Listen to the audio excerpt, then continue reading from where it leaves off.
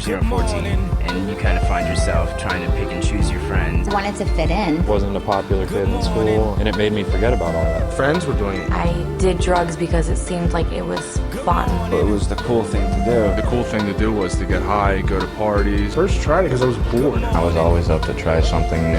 You know, when I was growing up, we had this program that was just say no, just say no. People are just saying no, but they're not saying why. It's like telling a person no and then they go do it. I knew that they were bad, and I always heard about this addiction, but I didn't know what it meant. That's probably the number one reason why I did drugs in the first place. I just didn't know. Cheated on every test. I guess this is my dissertation. Homie, this shit is basic. Welcome to graduation.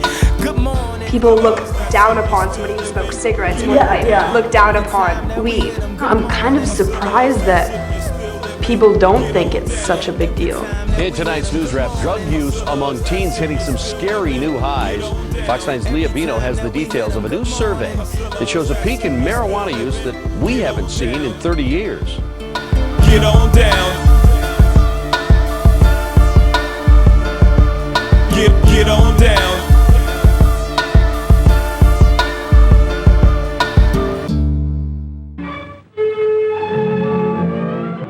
You know, historically speaking, the concept of drug addiction is something that as a society we've been trying to deal with and warn against since the 1950s. But still, you know, there's this misunderstood look at it.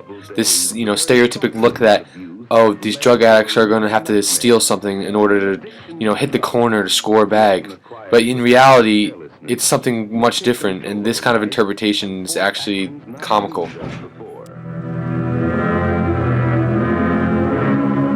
Addicts, life's only work is to find money for drugs. In their desperation... And you know, we have all these organizations established against drug abuse, and teen drug abuse in specific, and all these studies coming in about how, oh, teens are using drugs during school, before school, after school.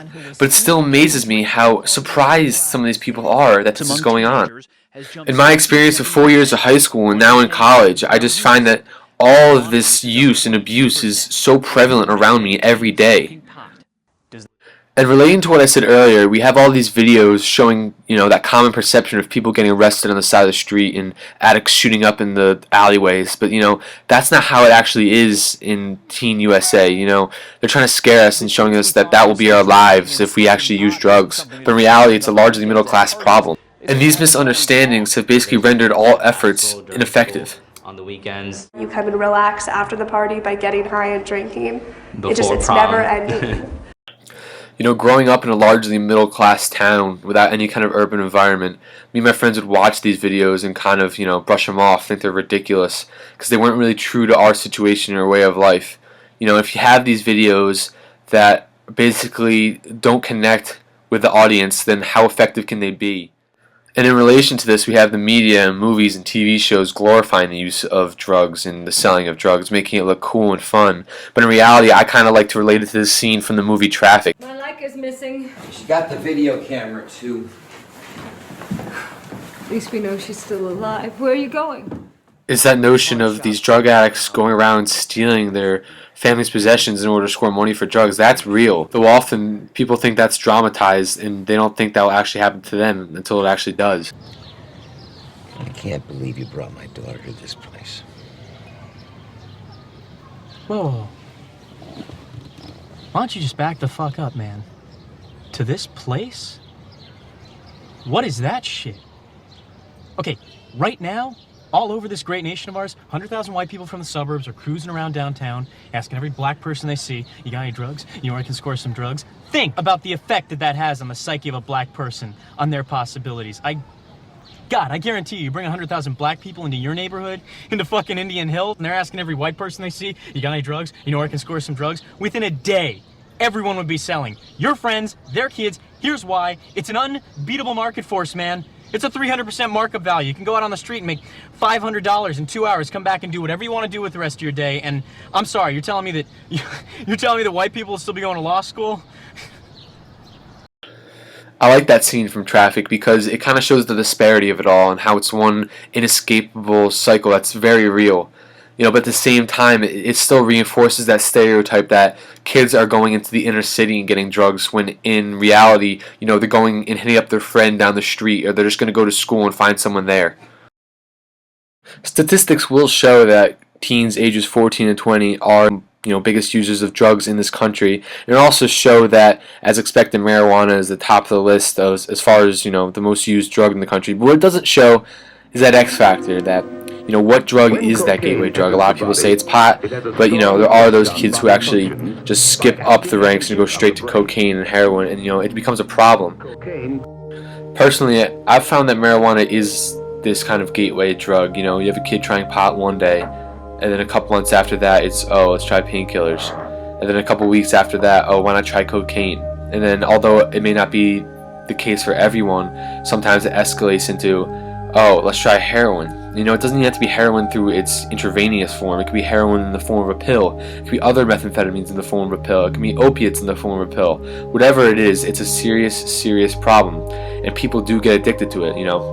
I've known kids from my school. I've known family members who have been addicted to it, and as a result, it's ruined their lives. I've actually even known kids who have overdosed and died from this, and it's a tragedy. You never want to see a teenager lose his life at such a young age, but it happens every single day.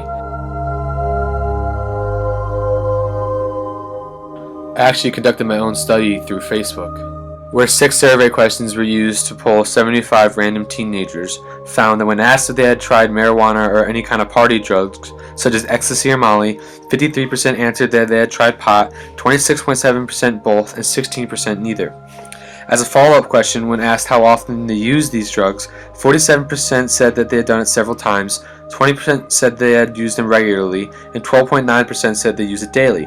Finally, when asked how accessible they find marijuana to be, 85% answered either easy or extremely easy, while only 12.7% said about even, and only 3% said difficult. Then, when asked if they had ever used any hard, more addictive narcotics, such as cocaine or heroin, 6% answered one time, while 18% said several, and a resounding 76% never have. Though the majority found these drugs either even or difficult to obtain, 63% replied that they knew someone who has been to rehab for these drugs, and an amazing 35% said they had known someone who has actually died from these drugs. So what exactly does this mean? Well, I didn't find that 53% who had tried marijuana and or party drugs to be much of a surprise. I'd kind of anticipated a number like that. As far as hard drugs go, the 6% who had tried it once and the 47% who had tried it several times, that was kind of anticipated too. But as far as that 63% who had known someone went to rehab and the 35% who had actually known someone who had died from it, that's a serious problem. That's a number I would have loved to see have been a little lower, but nonetheless, I kind of, anticipate something like that because I know where these people are coming from. I've had similar experiences. I'm one of the people who actually probably would have answered yes to both of those too.